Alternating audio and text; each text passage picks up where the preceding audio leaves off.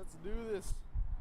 This is my friend Elise, and she has celiac disease, which means that she can't eat wheat or barley or anything with gluten in it. And today, she's taking me to Trader Joe's to make me some lunch. Well, she's making herself lunch, and I'm watching.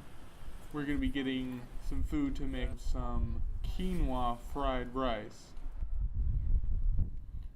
A lot of people are starting to think more about what they eat every day, and Elise is forced to do that. Because she's forced to pay attention to what she eats, she typically eats a little bit healthier than she used to.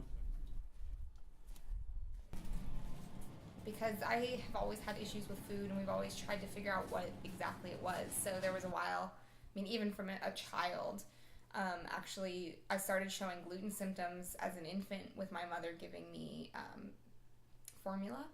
And so they would switch me to all sorts of different formulas. And that's, back in the early 90s, they didn't really know much about celiac disease. It wasn't a big deal. So after a while, they just said, okay, switch her to baby food. Just don't even feed her, give her formula anymore, because I had such bad reflux that it was tearing up my esophagus, which is a celiac symptom. So it's always been there, and they've said it was lactose, and they've said it was, artificial sugar, and eventually they finally figured out it was gluten.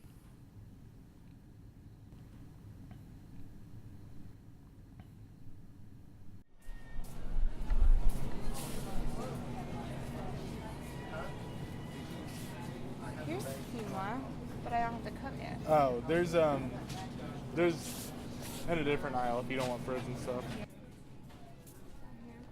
Actually, I didn't find out until I was 19. It's kind of a switch here, that just up top. flips genetically. I don't think I could pinpoint it. It was more, I started college, and obviously you start college, your entire diet changes.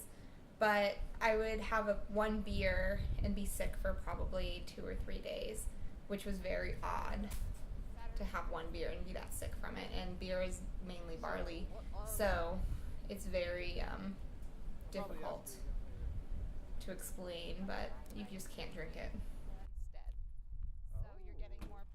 I get really sick too, because it destroys the villi in your intestines. So, it's autoimmune. It's almost like a lupus response, where your body's attacking itself. Can you wash the cutting board for me out? Yeah. Since I found out I had celiac, I've lost almost 50 pounds, so that a lot of people find out they have celiac and gain a lot of weight because they'll start eating gluten-free muffins and a bunch of the gluten-free processed foods, when in reality there's a lot of sugar and a lot of starch in those foods, and it's still not good for you.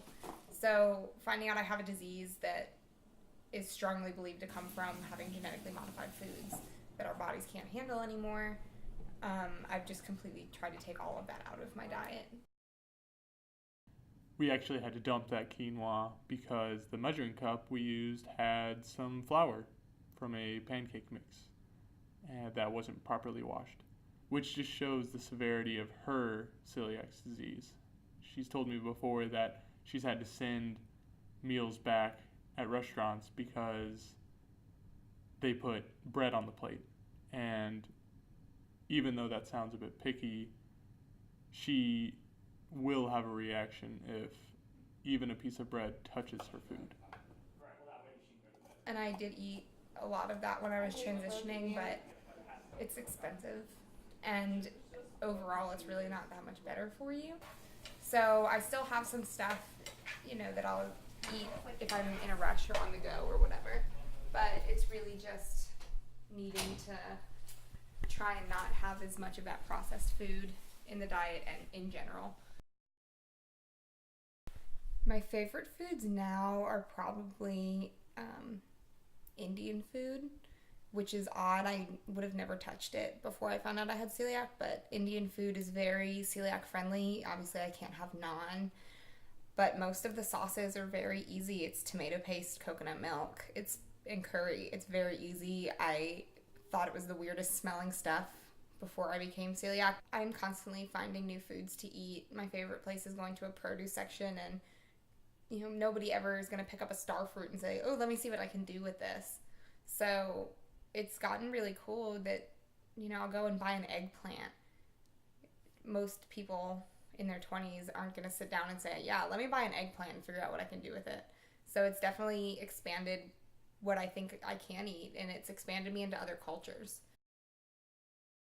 It's becoming fashionable now to be healthy, to eat healthy and care about what you're eating, and to know about the process of getting the food from the farm to the kitchen.